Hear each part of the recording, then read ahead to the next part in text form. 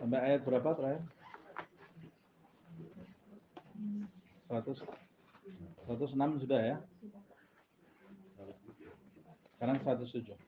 Baik, bismillahirrahmanirrahim. Alhamdulillahirabbil alamin. Allahumma shalli wa sallim ala sayyidina Muhammad wa ala ali sayyidina Muhammad.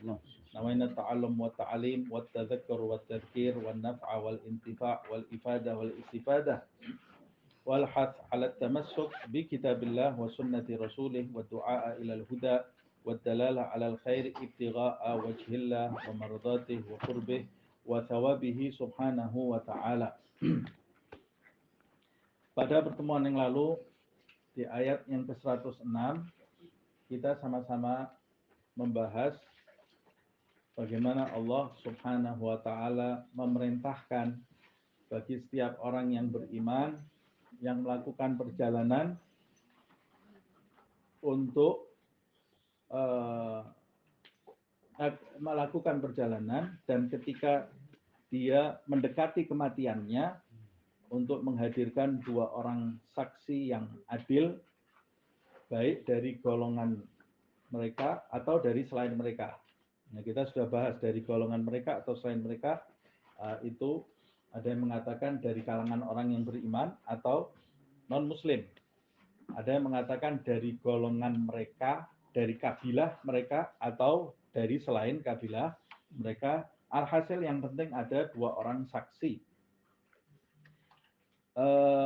In antum darabtum fil ardi fa asabatkum musibatul maut. Jika kamu melakukan perjalanan jauh dan tiba-tiba datang kepadamu musibah kematian. Asbabun nuzul ayat ini kita bahas juga di pertemuan yang lalu, yang terjadi antara Tamim, Adi, dan Budail. Jadi Tamim dan Adi ini sering melakukan perjalanan jauh untuk berdagang. Kemudian Budail ini, suatu ketika Budail ini mengikuti Adi dan Tamim, dan sampai di tengah perjalanan pulang, dia mendapatkan keuntungan dari perdagangannya itu. Tiba-tiba Budail itu menderita suatu penyakit, kemudian dia mati di tengah jalan. Dan dia berwasiat kepada Adi dan Tamim itu untuk menyerahkan hartanya kepada ahli warisnya yang ada di kota Madinah. Selain itu, Budail itu menuliskan sepucuk wasiat bagi ahli warisnya yang disisipkan di antara barang-barang itu. Nah, kemudian sesampainya di kota Madinah, makanya perintahnya ini langsung tahbisunahuma min ba'dis shalah.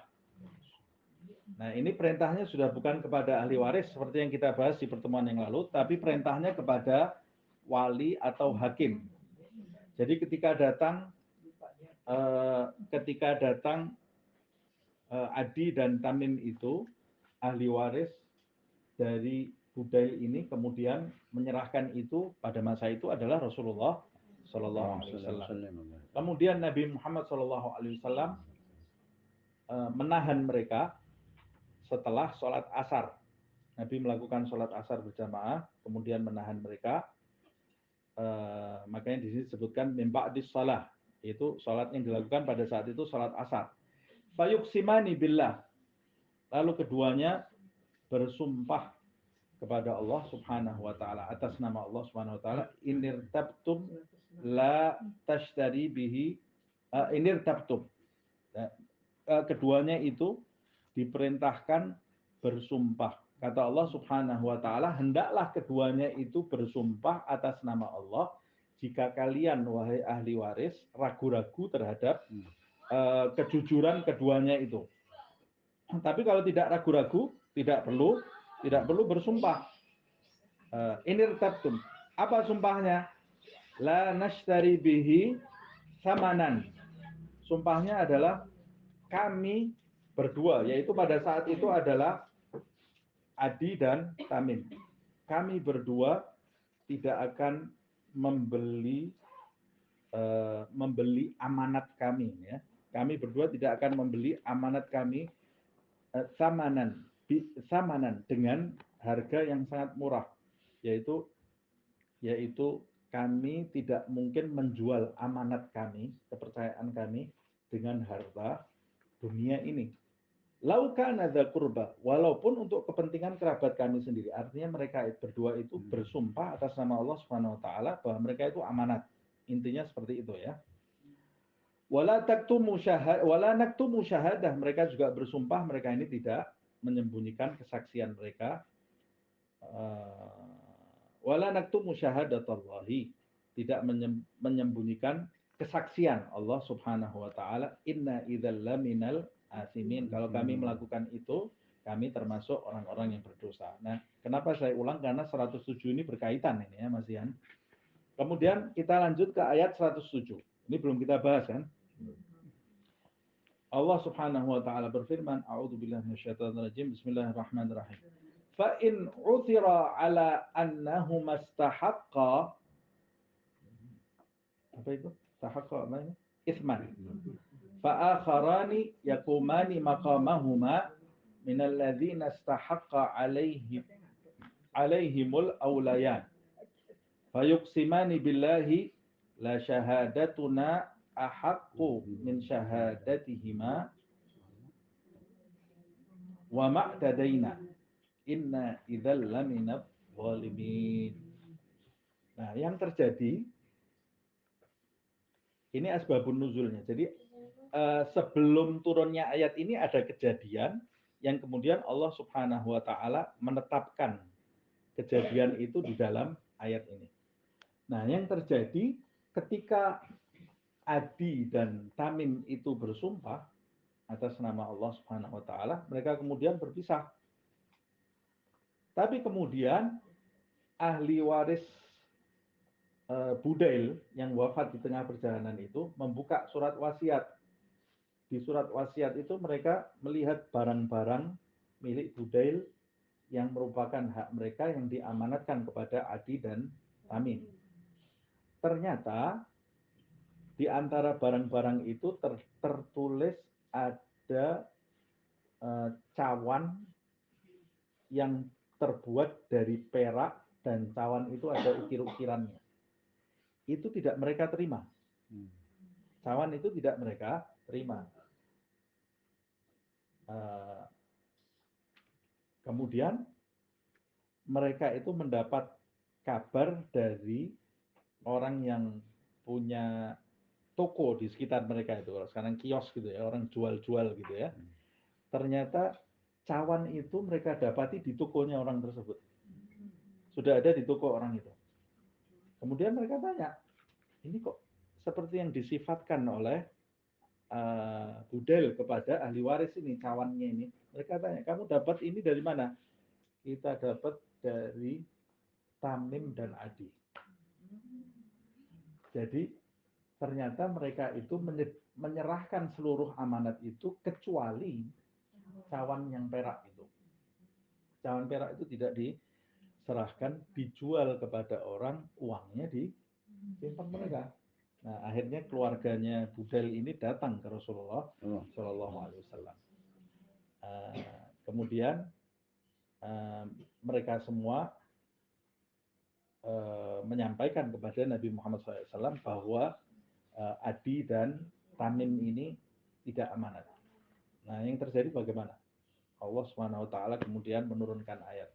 Fa in uthira ala annahu mastahaqqa itsman, jika terbukti, uthira ayat terbukti ya. Jadi kalau tidak terbukti, ya tidak bisa mereka datang. Tidak bisa. Jadi orang itu tidak bisa kemudian datang tanpa bukti sumpah-sumpahan. Gitu. Tidak ada. Harus ada buktinya dulu. Datang ke Rasulullah SAW, terbukti ala annahu mastahaqqa itsman, terbukti bahwa annahuma, kedua saksi tersebut, yaitu Adi dan Tamim itu, istahaqqa itsman, mereka itu pantas mendapat dosa, maksudnya berbuat dosa, karena mereka membuktikan ternyata tidak amanat. Walaupun berkelit pada waktu itu Adi dan Tamim itu menyatakan kami menyangka cawan ini diserahkan buat kami. Yang cawan ini kami sangka diberikan kepada kami. Nah, akhirnya mereka mengaku ya. Mereka tadinya tidak mengaku. Nah, kita tidak tahu masalah apa-apa cawan. Terus didatangkan orang yang punya toko itu, terus mereka akhirnya mengaku. Tapi dalam kehidupan sehari-hari, kalau kamu mendapati orang yang diamanati seperti itu, apa yang harus kamu perbuat? Fa'akharani yaqumani maqamahuma minalladzina istahaqqa alaihimul awliya. Maka dua orang yang lain menggantikan kedudukan dua orang yang sebelumnya. Dua orang yang sebelumnya yang bersumpah adalah yang diamanati.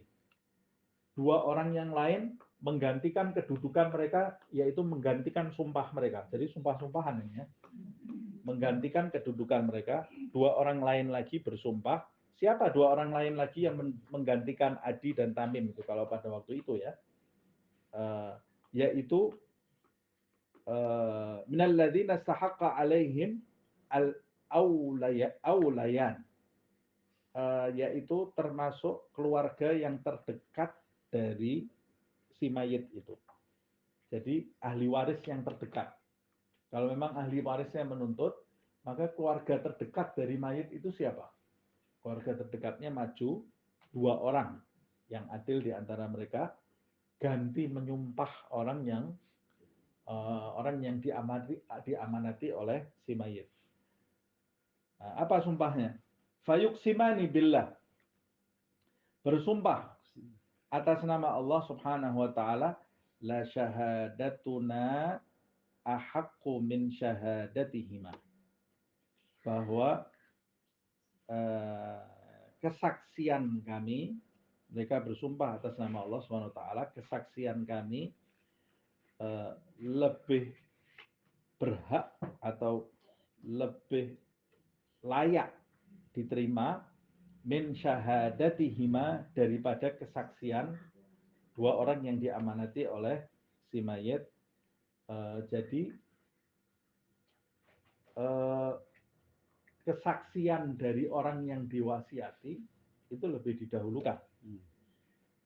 Kesaksian dari ahli waris itu diakhirkan kecuali kalau dia memiliki bukti dan bukti itu tidak ini kan masalahnya dia punya bukti itu tidak diterima oleh dua orang yang diamanati ini. Akhirnya bersumpah. Dia harus bersumpah. Pada waktu dua orang yang diamanati ini datang membawa barang dari si mayit, ahli waris tidak yakin, ragu-ragu. Akhirnya dua orang itu diperintahkan bersumpah oleh Rasulullah SAW. Kalau umpamanya ahli warisnya menerima, tidak ada masalah, ya tidak perlu bersumpah, sudah terima. Kemudian si ahli waris ini karena ragu-ragu menemukan bukti, datang ke Nabi Muhammad SAW. Ternyata ini orang tidak amanat. Ditanya oleh Rasulullah SAW, betul tidak kamu menjual ini? Tidak, kita tidak tahu apa-apa. Kita tidak tahu apa-apa mengenai cawan ini. Nah, karena dua orang yang diamanati ini menolak bukti tersebut, kita tidak dan tidak ada bukti juga bahwa dua orang ini yang menjual. Akhirnya Nabi memerintahkan dua ahli waris itu ganti bersumpah. Jadi masalahnya sumpah ini boleh dilakukan jika memang ragu-ragu, jika memang memiliki keraguan dalam menjaga nama baik ini kan, menjaga nama baik orang yang diamanati, dan ahli waris ini menjaga nama baik mereka juga karena mereka menuntut orang yang diamanati. Tapi kalau umpamanya ahli waris itu menuntut kemudian dua orang yang diamanati itu menerima begitu saja, oh ya betul kami bersalah, ya tidak perlu sumpah. Tidak perlu sumpah, masalah selesai. Kembalikan barangnya selesai. Tapi dua orang yang diamanati ini, Adi dan Tamim, tidak menerima tuntutan dari ahli waris. Makanya fayuqsimani billah. Mereka harus bersumpah atas nama Allah Subhanahu wa taala, la syahadatuna ahaqqu min syahadatihima wa ma'tadaina. Kesaksian kami lebih layak diterima daripada kesaksian dua orang yang diamanati itu. Wa ma'tadaina. Dan kami melakukan ini tidak melampaui batas, tidak melanggar hak dua orang yang diamanati itu. Sebab yang kami ucapkan ini sesuatu yang ada buktinya. Inna idzal laminadz zalimin. Kalau kami melanggar batas, maka sesungguhnya kami tergolong orang-orang yang zalim. Kemudian di ayat 108, ini saya kira kata-katanya tidak perlu dijelaskan ini ya. Karena kemarin sudah banyak yang dijelaskan bahwa hikmah dari ayat ini kan pentingnya wasiat. Wasiat itu penting sekali. Kemudian sumpah itu dibolehkan di dalam Islam. Bersumpah untuk membersihkan nama baik atau bersumpah berjanji bahwa dia ini menjaga hak-hak orang di sekitarnya. Itu dilakukan di masa Nabi Muhammad SAW. Ini hikmah yang bisa kita petik dari ayat ini ya. Kemudian boleh sebelum bersumpah memanfaatkan waktu atau hal-hal lainnya yang menjadikan orang yang disumpah itu supaya lebih takut kepada Allah. Itu makanya Nabi sebelum menyumpah mereka mengajak mereka sholat asar dulu, supaya mereka lebih habis sholat asar masuk bohong. Jadi kadang-kadang orang disumpah begitu saja, kalau sudah gelap matanya, ya sudah berani sumpah. Tapi ini habis sholat asar dan kemudian mereka disumpah. Plus yang nyumpah Nabi bersumpahnya di depannya Nabi Muhammad SAW. Nah, jadi menggunakan alat untuk lebih menjadikan orang yang bersumpah itu lebih takut itu tuntunannya ada di dalam ayat ini. Makanya saya sampaikan di pertemuan yang lalu, umpamanya seperti pejabat gitu ya. Pejabat itu siap mau dia menjabat sesuatu kan disumpah bahwa dia tidak akan memakan hak orang lain, hak rakyat. Disumpah, betul nggak itu? Pejabat itu siap naik disumpah? Betul, ada tuntunannya. Karena memang disumpah itu boleh. Sebab dia ini menjabat sesuatu berkenaan dengan hajat orang banyak. Supaya timbul rasa takut di dalam hatinya ketika disumpah. Plus dulu kalau di zaman Nabi sholat asar itu kan itu salah satu alternatif. Makanya ulama mengatakan sekarang boleh juga umpamanya dulu di zaman Nabi juga orang Nabi itu menyediakan mimbar. Siapa yang membuktikan dirinya itu betul-betul jujur, naik di mimbar itu bersumpah di mimbarnya Nabi Muhammad SAW. Kata Rasulullah SAW, tidak ada orang yang bersumpah dan berdusta di mimbarku kecuali dia telah menyediakan tempat bagi dirinya di neraka. Di mimbar. Mimbar itu digunakan untuk sumpah pada waktu itu. Kalau dia mau menjabat berkenaan dengan hak orang lain. Jika orang itu memang meragukan. Nah, zaman sekarang itu ya yang meragukan lebih banyak daripada yang kita percaya. Apalagi kan satu orang diangkat menjadi pejabat, kan tidak semuanya percaya. Maka sudah semuanya dia itu punya rakyat punya hak untuk menyumpah dia agar dia berlaku jujur. Nah, kalau sekarang mimbarnya Nabi tidak ada, sholat asar susah, jadi disumpah sekarang menggunakan. Kalau setelah itu mereka berdusta, urusan mereka dengan Allah Subhanahu wa Ta'ala. Mudah-mudahan kita doakan pejabat kita semua jujur, insya Allah ya. Kemudian kita lanjutkan. Allah Subhanahu wa Ta'ala berfirman, dzalika adna. Apa sih manfaat dari semua ini? Kata Allah Subhanahu wa Ta'ala di ayat 108 ini, dzalika adna ayyatu bisyahadati ala wajhiha. Ini manfaat. Manfaatnya dengan semua itu, dengan cara seperti itu, dengan cara menuliskan wasiat, dengan cara menyumpah jika ragu-ragu, kemudian menyumpahnya setelah sholat asar, kemudian kalau ahli waris itu punya bukti, ya dia ganti disumpah kalau yang diamanati itu ragu-ragu. Semua itu kata Allah Subhanahu wa taala adna ayyatu bisyahadati ala wajhiha. Fungsinya cara itu lebih memungkinkan mereka itu memberikan kesaksian menurut yang sebenarnya.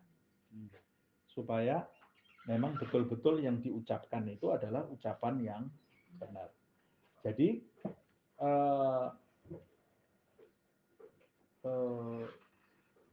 kalau kita diamanati orang, kemudian kita sampaikan kepada yang memberi amanat, kita sampaikan kepada yang kita diamanati oleh orang, kemudian amanat itu kita sampaikan kepada orang yang dituju.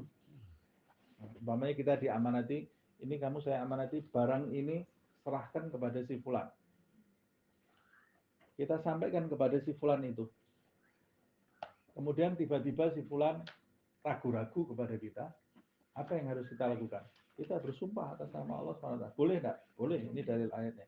Bahwa saya tidak, betul-betul saya tidak mengambil apapun untuk membersihkan nama baik saya. Nah, sebaliknya kalau orang yang menerima amanat dari saya itu kemudian menemukan bukti dan saya tidak terima karena dia menemukan bukti, mungkin buktinya tidak kuat gitu ya. Dia bisa juga bersumpah. Dia bisa bersumpah. Lalu terus barangnya gimana? Ya sudah, itu urusan masing-masing. Karena ini tidak terbukti dan meragukan gitu ya. Kecuali kalau memang semuanya ada buktinya. Kalau kita tidak ragu-ragu, ya sudah, mau apa sumpah-sumpahan. Jadi sumpah itu jangan dijadikan kebiasaan gitu ya. Menjadikan sumpah sebagai kebiasaan itu juga suatu hal yang tidak pantas. Karena setiap kita bersumpah atas nama Allah Subhanahu wa taala, arsy-nya Allah itu bergetar. Arsy itu takut, bergetar. Arsy itu. Kalau sampai sumpah kita ini dengan kedustaan, maka kita akan kena laknat. Kena laknat dari langit. Hati-hati bersumpah atas nama Allah Subhanahu wa taala. Jangan sedikit-sedikit saya bersumpah, kadang-kadang sumpah untuk perkara yang tidak ada artinya. Sumpah saya tadi waktu jalan-jalan itu sepatunya warnanya merah. Enggak, hijau. Merah. Wah, sepatunya. Masalah sepatu pakai sumpah-sumpahan, tidak ada gunanya sama sekali. Tidak sumpah untuk sesuatu yang sia-sia. Untuk sesuatu yang sia-sia. Hah? Dosa tidak, kalau dia bohong dosa. Tapi bersumpah untuk sesuatu yang remeh itu berarti merendahkan Allah Subhanahu wa taala, mempermainkan nama Allah Subhanahu wa taala. Nah, kecuali kalau jadi kebiasaan. Dan maksudnya bukan sumpah. Seperti kebiasaan orang Arab. Orang Arab itu setiap satu kalimat wallahi, wallahi. Tapi maksudnya bukan bersumpah itu. Ya, itu sudah bagian dari dialek. Bagian dari dialek. Nanti di ayat yang lain kita akan membahas orang yang melanggar sumpah itu ada kafarahnya ya, ada kafarahnya. Tapi ini di dalam masalah yang lain.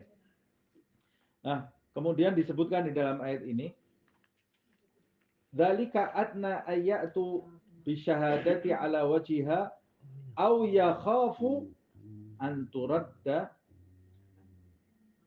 aimanum ba'da aimanihim. Nah, fungsi yang kedua supaya mereka itu merasa takut, supaya orang yang diamanati kalau sudah tahu hukumnya seperti ini, sekarang kan ada ketetapan hukumnya dari Allah Subhanahu wa taala. Maka orang yang diberi amanat itu pasti rasa takutnya akan lebih. Bagaimana mereka punya rasa takut? anturadda aimanun bi aimanihim ba'da aimanihim. Mereka pasti mereka punya rasa takut lebih kalau mereka itu tidak jujur, nanti sumpah mereka itu dikembalikan oleh sumpahnya ahli waris. Kena mereka kena sumpah itu. Ya ini karena di zaman Nabi orang-orang ini memang orang-orang yang punya iman kepada Allah Subhanahu wa taala. Zaman sekarang mau Quran 10 ya tetap dia berani bersumpah. Nasallallahu al-afiyah. Orang kalau sudah lisannya gampang berdusta, itu iman di dalam dadanya ini tidak ada. Kata Rasulullah SAW, ditanya sahabatnya, ya Rasulullah, mungkinkah seorang yang beriman itu berzina? Mungkin. Kata Rasulullah, mungkin tergelincir dalam perbuatan zina. Mungkin enggak orang yang beriman itu minum arak? Mungkin. Tergelincir dia dalam perbuatan yang tidak baik. Kemudian ditanya, ya Rasulullah, mungkinkah orang yang beriman itu berdusta? Tidak mungkin. Kata Rasulullah, tidak mungkin orang yang beriman berdusta. Artinya dusta ini perbuatan yang buruknya luar biasa. Kenapa kok Rasulullah giliran dusta mengatakan tidak mungkin? Karena dusta itu berkaitan dengan keyakinan. Orang yang berdusta itu orang yang berwajah dua. Antara dalam dengan luarnya itu berbeda. Dan orang yang berdusta itu orang yang menyembunyikan sesuatu tapi terlihat tenang. Terlihat tenang, ini berarti kan sudah berbahaya orang seperti ini. Padahal dia menyimpan sesuatu, menyimpan kebohongan. Kok bisa-bisanya orang menyimpan kebohongan wajahnya datar?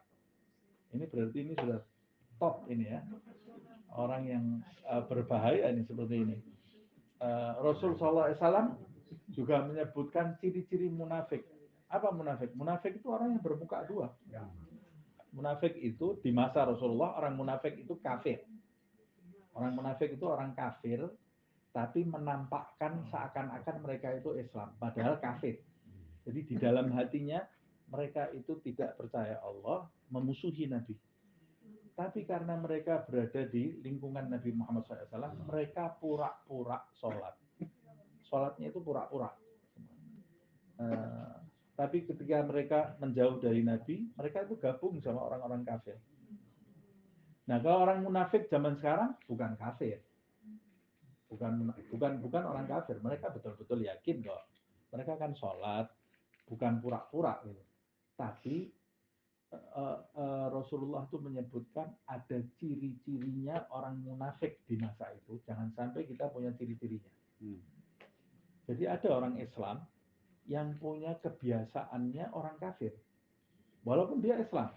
Dia jadi kafir enggak? Enggak. Dia tetap Islam. Tapi dia punya sifat-sifat kafir. Punya sifat-sifat munafik berarti punya sifat-sifat kafir. Apa sifat-sifat munafik itu di masa Rasulullah?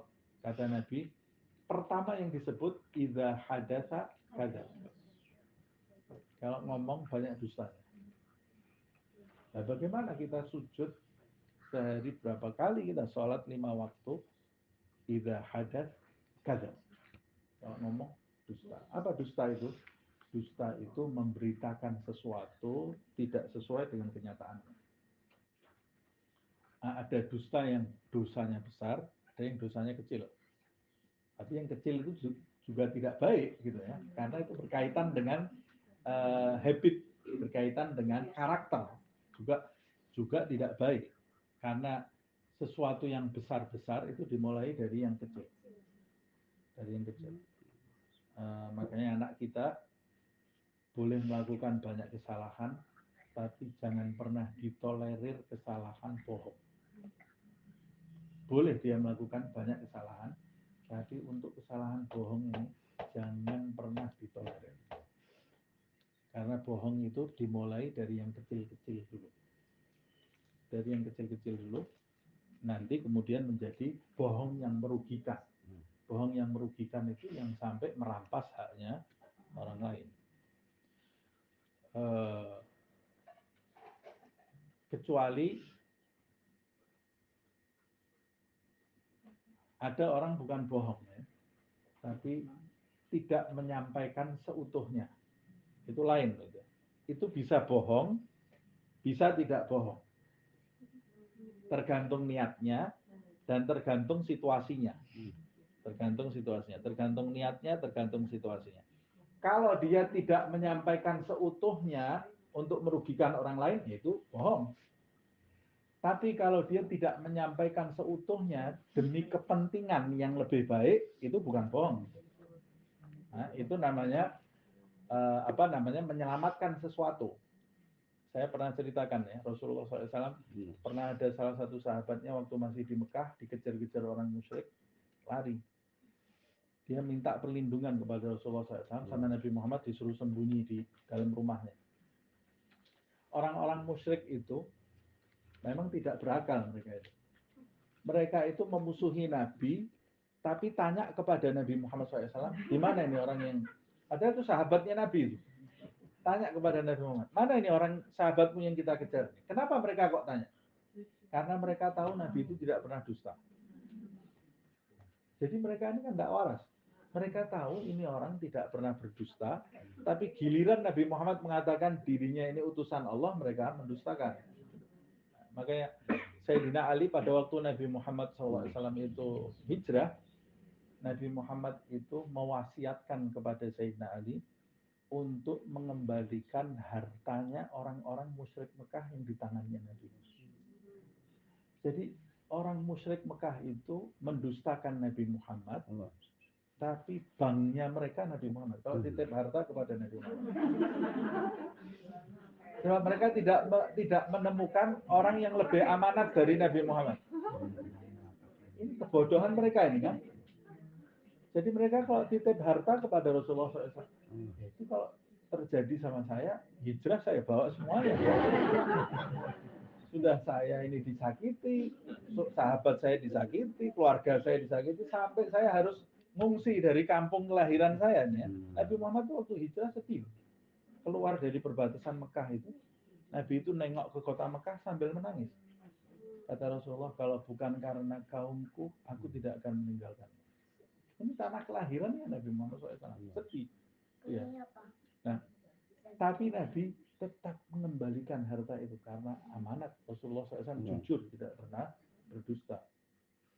Nah, pada waktu itu juga ditanya oleh mereka, mana sahabat kamu yang kami kejar ini? Kan nggak mungkin Rasulullah di dalam situ mati itu orang. Kata Nabi Muhammad SAW, dia yang kamu kejar tidak ada di sini. Tangannya Rasulullah seperti ini. Tidak ada di sini. Nah, berarti mereka terus lari. Rasulullah itu tidak ada di sini, di sana. Itu kan tidak menyampaikan seutuhnya, tapi untuk menyelamatkan orang, boleh. Nah, kemudian orang yang seperti kita memanfaatkan hadis itu untuk kepentingan. Kalau kamu ada unsur merugikan orang lain, tidak menyampaikan sepenuhnya, itu dusta juga. Nah, karena menyampaikan tidak sesuai dengan kenyataannya. Tapi Rasulullah tidak berdusta pada waktu itu. Itu yang dilakukan oleh Nabi Muhammad. Makanya dulu ada seorang ulama, kalau tidak salah kalau saya tidak salah itu Abdullah bin Husain bin Tahir, tinggal di kota Masilah di Hadramut itu. Dia ini tidak punya waktu untuk ngomong yang sia-sia. Tidak punya waktu. Waktunya ini setiap hari baca Al-Quran hatam. Di anak tangganya dia ini kalau diceritakan orang dibilang halu saya nanti. Tapi itu ada di dalam sejarah. Kuburannya ada, sejarahnya tertulis, yang menulis juga ulama-ulama besar. Tapi ini tidak harus percaya ya. Karena kan bukan cerita Al-Quran ini ya. Tapi kalau mau percaya ya baik-baik saja. Tidak ada yang perlu didustakan gitu ya. Karena waktunya berkah, dia itu punya anak tangga sampai ke atas. Rumahnya itu ada tingkat 2, terus ada kamar-kamarnya. Itu setiap satu anak tangganya dia sudah pernah khatam Quran di situ. Setiap satu anak tangganya. Jadi dia punya bacaan khusus di anak tangga yang ini, anak tangga ini. Semua bagian di rumahnya itu semua sudah pernah buat khataman Al-Quran. Kerja, bukan pengangguran ini. kerja, waktunya berkah, ngajar, berdakwah. Setiap hari zikirnya la ilaha illallah 25.000 kali. Allah 25.000 kali. Sholawat kepada Rasulullah 25.000 kali. Setiap hari. Waktu mau meninggal dituntun sama anaknya, ya Abah, la ilaha illallah. Dia matanya terpejam. La ilaha illallah. Terus dia melek, lihat anaknya, enak. Kalau kamu mau baca la ilaha illallah untuk diri kamu sendiri, itu bagus. Lanjutkan. Tapi kalau mau nuntun saya, berhenti. Saya tidak usah dituntun. Nanti waktu kamu sia-sia. Kamu zikir buat kamu sendiri aja, kata dia. Karena la ilaha illallah ini sudah bercampur dengan darah dan daging. Tidak usah kamu tuntun, sia-sia. Kamu lebih baik zikir untuk diri kamu sendiri. Nah, setiap hari zikirnya seperti itu. Tapi dia di dalam munajatnya, dia mengucap kepada Allah di dalam munajatnya, ya Rabbi ma ma'na amal wa kasbuna kulluh zalal lakinnana fika amal tuhdil idhama ramah. Ini orang yang hebat itu, orang yang banyak amalnya tapi tidak ditulis di status. Malam ini capek tahajud. Hari ini masih hitung uang lagi, baru sedekah 1 juta. Sedekahnya padahal setahun sekali loh ya, ditulis di status. Tahajudnya mungkin 3 bulan sekali dia tahajudnya. Baru baca Wirdul Latif, semoga wajah saya bercahaya. Ada itu mau ngasih tahu orang-orang pagi ini baca Wirdul Latif. Ini Habib Abdullah bin Husain bin Tahir, amalnya seperti itu. Dia bilang di munajatnya, ya Allah, aku tidak punya amal apa-apa. Amalnya kayak gitu. Ya Rabbi ma ma'na amal. Ya Allah, aku tidak punya harapan apa-apa. Tidak ada yang aku andalkan. Tidak ada yang aku andalkan di dalam hidupku ini. Wa kasbuna kulluh zalal. Amal perbuatanku, ya Allah, banyak lubangnya di mana-mana. Lakinnana fika amal. Tapi aku hanya punya satu harapan. Tuhyil idhama ramah. Harapanku hanya kamu ya Allah. Karena engkau bisa menyatukan tulang yang hancur berserakan. Nah, kami mohon amal kami walaupun ada lubang-lubangnya tolong ditambal. Maksudnya gitu. Anaknya pernah satu kali memberi hadiah kepadanya jam. Jam zaman dulu kan harus diputar ya. Kasihkan hadiah ke Habib Abdullah bin Husain bin Tahir. Habib Abdullah bin Husain bin Tahir ini belum lama, 100 tahun yang lalu. Dia anaknya besoknya datang, dilihat jamnya mati. Diingatkan abahnya, ya abah ini setiap hari harus diputar ini ya. Setiap hari harus diputar. Oh iya, taruh situ. Besoknya datang lagi, mati lagi. Kata anak, ini saya punya kerjaan baru nih, saya muter jamnya bapak saya, kata dia. Lama-lama dia bilang enggak, apa ya, abah ini harus diputar. Kalau tidak diputar tidak ada gunanya. Enak. Ini jam kamu berikan kepadaku agar aku mengatur waktuku atau untuk menghabiskan waktuku. Kenapa? Aku sudah tidak punya waktu lagi muter jam. Waktuku ini sudah terlalu padat. Kalau kamu kasih kerjaan muter jam setiap pagi, tidak ada waktu. Waktunya betul-betul padat. Kalau bulan Ramadan dia kumpulkan anak-anaknya. Anak-anakku, boleh tidak saya beli waktu kalian buat nambah amalnya Bapak? Ya maksudnya tidak mungkin lah beli. Maksudnya ini mengingatkan anak-anaknya ini. Boleh tidak kalau ada yang bermurah hati di antara kalian, saya beli waktu kalian. Amal Bapak ini sudah penuh. Ramadan mau saya tambah lagi, tidak bisa. Yang selain Ramadan aja sudah padat. Mau ditambah lagi Ramadan sudah tidak bisa. Nah itu kalau tidak salah Habib Abdullah ini ya. Nah dia kalau didatangi tamu terus, orang penting. Didatangi, kadang-kadang yang datang itu tidak punya perasaan gitu ya. Datang terus gitu, bolak-balik mondar-mandir gitu. Akhirnya dia bagaimana nih caranya? Kan tidak mungkin dia berdusta. Ulama besar ini, wali, tidak mungkin berdusta. Dia punya kamar banyak, kamarnya ditulisi nama kota. Jadi, kalau sekarang ini kamarnya ada Solo, Cirebon, Tegal, kamarnya ada itu ya, tulisin nama-nama kota, Kalongan. Terus kalau ada orang ngetuk, dia masuk ke Tegal. Karena enak kalau ada orang nyari saya, bilang saya di Tegal. Jadi dia kalau membahasakan kepada anaknya ini kamar Tegal, ini kamar. Jadi dikasih nama kamarnya itu.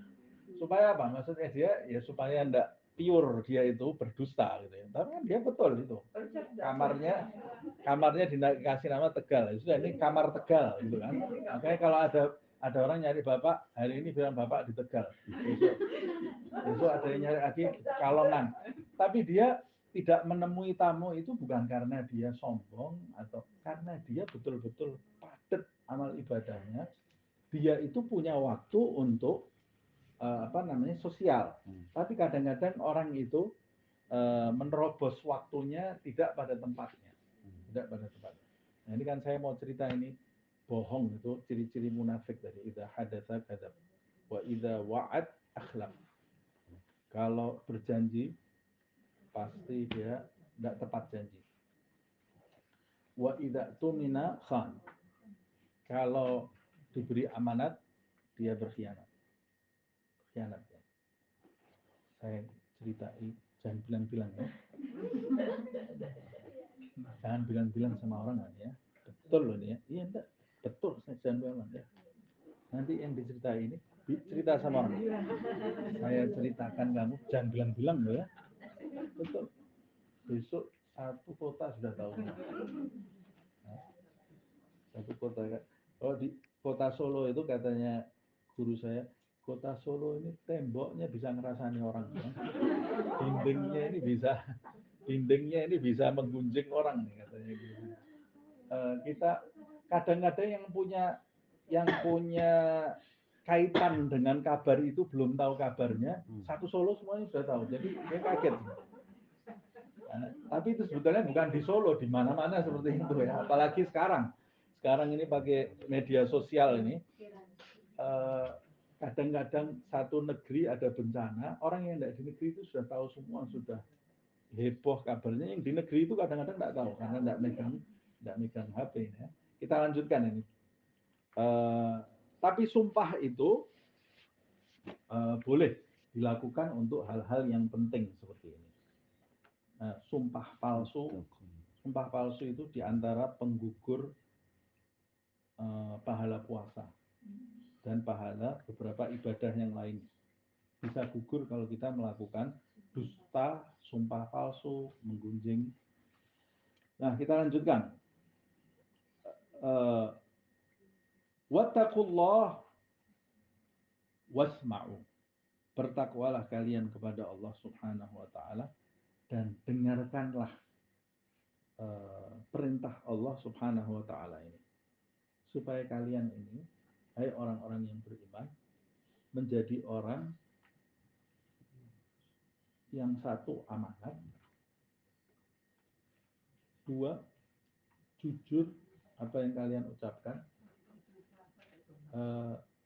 tiga menjadi orang yang tidak menimbulkan fitnah di tengah-tengah umat manusia dengan cara memberi wasiat. Wasiat itu penting. Ada apa-apa itu harus ada catatan. Apalagi di zaman sekarang. Zaman sekarang itu sering terjadi gesekan antara teman dan teman, ada gesekan.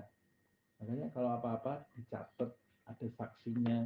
Jadi tidak menimbulkan gesekan di kemudian hari. Ini tanpa kita sadari sudah jam 12 kurang seperempat. Jadi insya Allah sampai di sini dulu hari ini. Karena memang kita setiap Senin pertama awal bulan memang kita sudah komit mau membaca khataman Al-Quran. Khataman Al-Quran ini dari grup pengajar ini sendiri ya, yang setiap sebulan sekali menghatamkan Al-Quran. Siapa yang mau ikut? 2 minggu sekali. Oh, 2 minggu sekali khataman. Oh gitu. Jadi sebulan 2 kali khatam. Iya, kalau di grup biasanya gitu. Tapi seremonialnya kan sekali. Iya, iya. Nah, jadi khatamannya two in one dalam satu waktu. Siapa yang mau ikut bisa ikut bergabung 2 minggu 1 juz. 2 minggu 1 juz. Nah, nanti kita sama-sama khataman di sini. Baik, sampai di sini dulu. Insya Allah kita lanjutkan ayat 109 di pertemuan yang akan datang. Ya Rabbana a'tarafna bi annana aqtarafna wa annana asrafna ala ladha asrafna fatub alayna tawbah taghsil li kulli hawbah wastur lana al-awrati wa aminir rawati waghfir li walidina rabbi wa mauludina wal akhi wal ikhwani وسائر الخلان وكل ذي محبة أو جيرة أو صحبة والمسلمين أجمعين آمين ربي اسمع فضلا وجودا منا لا باكتساب منا بالمصطفى الرسول نرضى بكل سور بالمصطفى الرسول نرضى بكل سور بالمصطفى الرسول نرضى بكل سور صلى وسلم ربي عليه عد الحب وآله وصحبه عداد طرش الصحب والحمد لله بالبدء والتنامي سبحانك اللهم وبحمدك أشهد أن لا إله إلا أنت أستغفرك وأتوب إليك سبحان ربك رب العزة عما يصفون سلام على المرسلين والحمد لله رب العالمين والعفو منكم